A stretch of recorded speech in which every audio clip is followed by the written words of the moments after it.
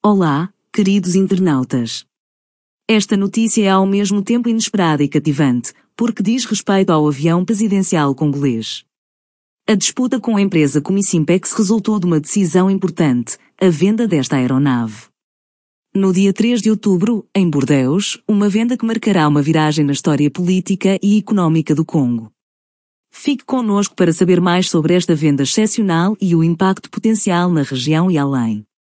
Este é um evento a não perder e iremos mantê-lo informado de todos os detalhes assim que estiverem disponíveis. Fique ligado para ser o primeiro a saber sobre os desenvolvimentos desta história intrigante. O Falcon presidencial do Congo-Brazzaville está estacionado no mesmo aeroporto francês há mais de 3 anos. A Câmara Arbitral Internacional de Paris, Tribunal Judicial, Tribunal de Recurso, Tribunal de Cassação.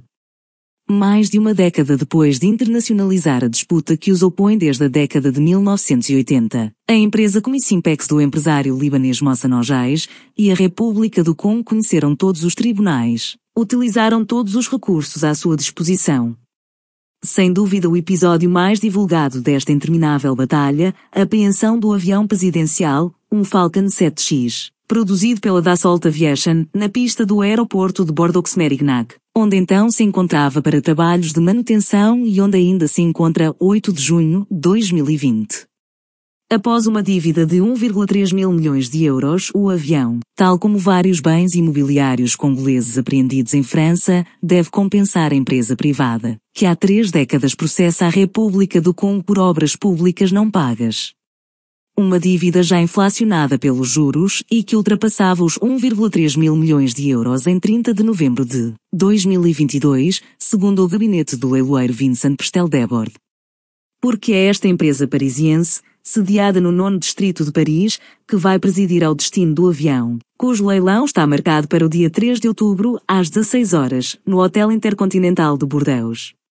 Preço inicial, 7 milhões de euros, valor revisto em baixa durante o último episódio jurídico até à data. Decisão do Tribunal de Recurso de Bordeus proferida em 29 de junho. O Estado congolês, que ainda tentava anular a encomenda de colocação à venda do avião, considerando que a Presidência do Congo, proprietária do avião, e o Estado do Congo, devedor da Comissimpex, são 2 personalidades jurídicas distintas, teve o seu pedido rejeitado. O preço de leilão da aeronave foi, no entanto, reduzido, de 15 milhões para 7 milhões de euros. Para uma compra desta envergadura, os candidatos, que podem visitar o aparelho antes da venda, nos dias 26 e 28 de setembro, entre as 10 horas e as 12 horas, desde que se apresentem 4 dias antes destas datas, deverão apresentar as suas credenciais, nomeadamente no contexto de textos relativos à luta contra o branqueamento de capitais e ao financiamento do terrorismo. São, portanto, solicitados passaportes de pessoas físicas ou certidões de registro de pessoas jurídicas. Mas também o depósito, pelo menos 24 horas antes da venda, de uma garantia de 500 mil euros, destinada a comprovar a sua solvabilidade. Nesta situação jurídica, para recuperar a sua dívida, a Comissimpex quer confiscar as receitas petrolíferas do país. Consequentemente, os participantes, que poderão licitar fisicamente, através de um intermediário credenciado, por telefone ou online, deverão oferecer um valor pelo menos 100 mil euros superior ao último valor lançado. O aparelho irá para quem fizer o lance mais alto, após 3 anúncios do último preço sem lance. O comprador terá então 3 dias para pagar o saldo da sua compra e tomar posse do Falcon, cuidando de todas as operações, nomeadamente administrativas, relativas à mudança de propriedade. Porque se o avião ostenta atualmente a pintura da República do Congo, o seu novo comprador, em caso algum, poderá manter as suas cores e brasão, alerta o consultor Pestel-Debord nos documentos que apresentam a venda. Deveríamos saber que este avião totalizou quase 1.200 horas de voo em 715 ciclos. O comprador terá ainda de pagar os custos de venda, 11,9% ou 14,28% do valor da venda, consoante esteja ou não sujeito a IVA, bem como os custos de segurança e manutenção faturados pela empresa Dassault Falcon Service desde junho 2020, cuja estimativa ronda os 830 mil euros.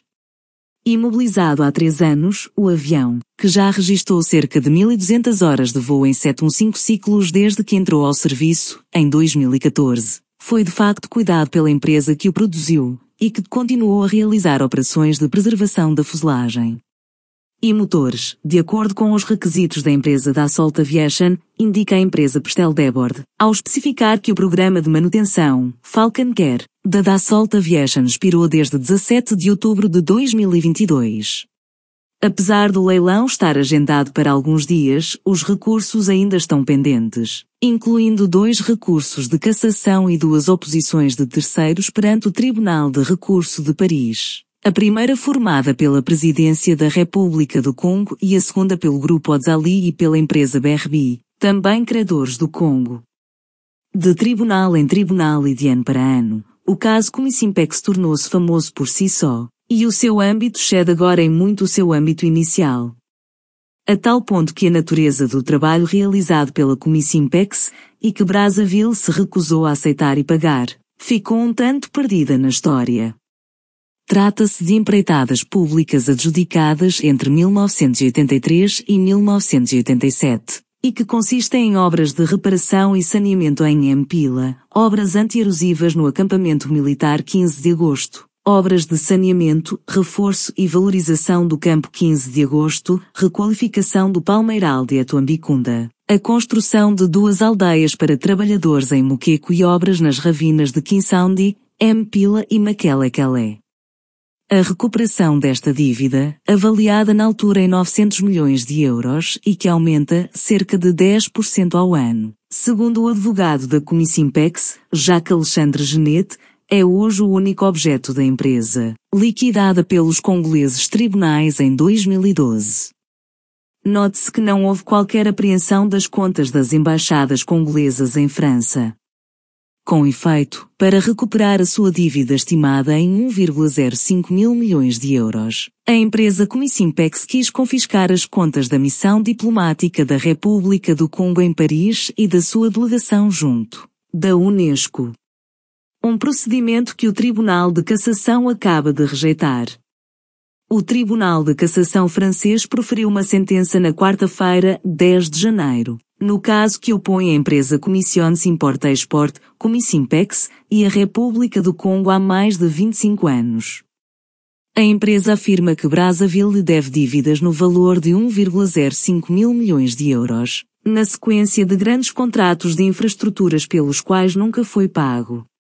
Para recuperar a sua dívida, a Comissimpex solicitou a apreensão de bens estatais congoleses no estrangeiro, particularmente em França e nos Estados Unidos.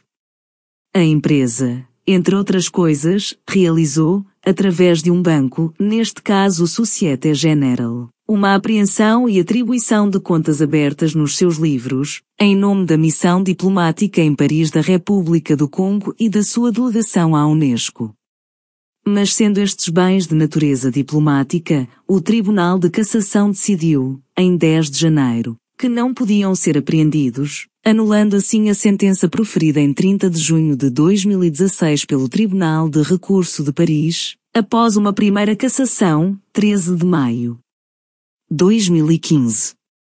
Recorrendo à jurisprudência e à nova lei, a República do Congo comprometeu-se, no entanto, em 3 de março de 1993, a renunciar definitiva e irrevogavelmente a toda imunidade de jurisdição e execução.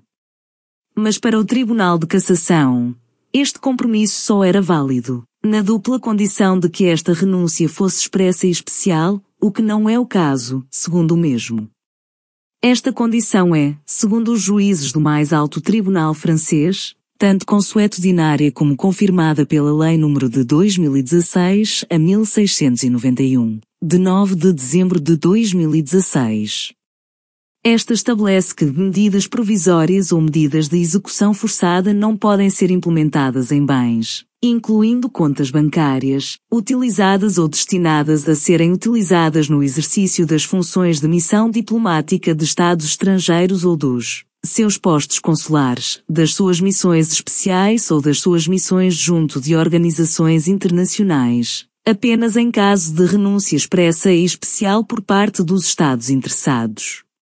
Uma decisão que não põe em causa nem o princípio da dívida congolesa, nem o seu montante. Esta lei ainda não estava em vigor no momento da apreensão em questão, pelo que não pode, teoricamente, ser aplicada ao presente litígio. Isto é reconhecido pelo Tribunal, ao mesmo tempo que considera que, tendo em conta a necessidade imperiosa, num domínio que afeta a soberania dos Estados e a preservação das suas representações diplomáticas, de tratar de forma idêntica situações semelhantes, a coerência objetiva e a segurança jurídica obriga-nos a regressar à jurisprudência reforçada pela nova lei. Se a apreensão for impossibilitada por este acórdão, não põe em causa nem o princípio da dívida congolesa, nem o seu montante. Nestes pontos, todas as vias de recurso do Estado perante os tribunais franceses foram esgotadas desde a sentença de 25 de maio de 2016, que rejeitou o recurso da República do Congo. Num comunicado de imprensa datado de 12 de julho, a República do Congo contesta a descida pela Standard & Poor's, SIP, do rating da sua dívida externa, afirmando que a decisão foi tomada com base num procedimento legal descrito como frívolo. A agência de classificação anunciou, num comunicado de imprensa publicado em 7 de julho, que tinha rebaixado a classificação da dívida externa congolesa de BB para CCCC, com uma perspectiva negativa, argumentando um incumprimento do país no pagamento de obrigações soberanas em dólares. O que o Congo contesta. Na verdade, o país tinha efetuado os reembolsos previstos das suas obrigações, mas o valor pago foi congelado, por decisão da Justiça norte-americana, no âmbito de outro caso. Há quase 30 anos que uma disputa opõe o Estado congolês e a empresa Comisimpex, pertencente ao empresário anglo-libanês Mossa Nogés. Afirma ter celebrado grandes contratos de infraestruturas com o governo da República do Congo na década de 1980, pelos quais nunca foi pago. Para tentar recuperar a sua dívida, estimada pela empresa de auditoria Mazarte em 986 milhões de euros a 15 de outubro de 2016, a Comisimpex recorreu a diversas autoridades judiciais. Com o seu associado americano Jonathan Grosso, Mossa Nogés recorreu a 2 tribunais federais em Washington, que decidiram a seu favor em 2015. Desde então, os advogados da Comisimpex têm procurado identificar ativos congoleses no estrangeiro para os apreender.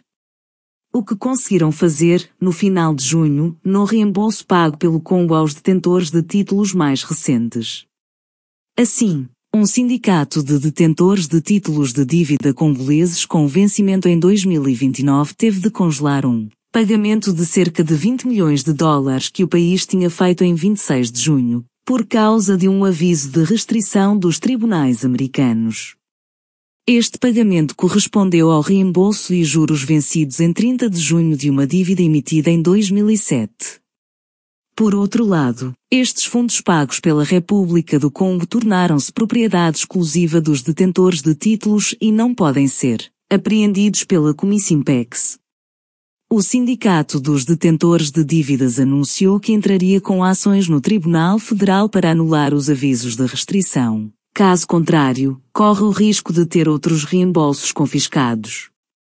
Os títulos dizem respeito a 478 milhões de dólares de dívidas com vencimento em 2029, que foram emitidas durante uma reestruturação de dívidas anteriores pelo Clube de Londres, credores privados, em 2007.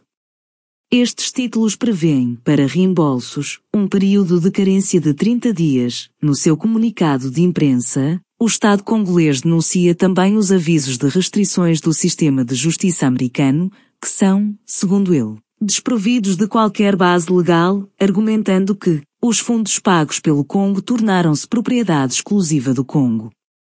Os titulares de valores mobiliários e não podem ser apreendidos pela Comisimpex. Os termos do Acordo de Emissão de Títulos 2029 não deixam dúvidas neste ponto. A empresa de SP não comenta o mérito deste caso, mas alerta que irá descer ainda mais a classificação da dívida externa do país se não honrar os reembolsos devidos aos detentores de títulos antes do final do período de carência de 30 dias, 30 de julho. Em julho e agosto de 2016, As agências de classificação Fitch e Moody's rebaixaram a classificação soberana de longo prazo do Congo-Brazzaville sobre seus títulos em moeda estrangeira, depois que Brazzaville perdeu o pagamento do vencimento de seus títulos emitidos em 2007. Muito obrigado por assistir a este vídeo que pedimos que você compartilhe, comente e aproveite.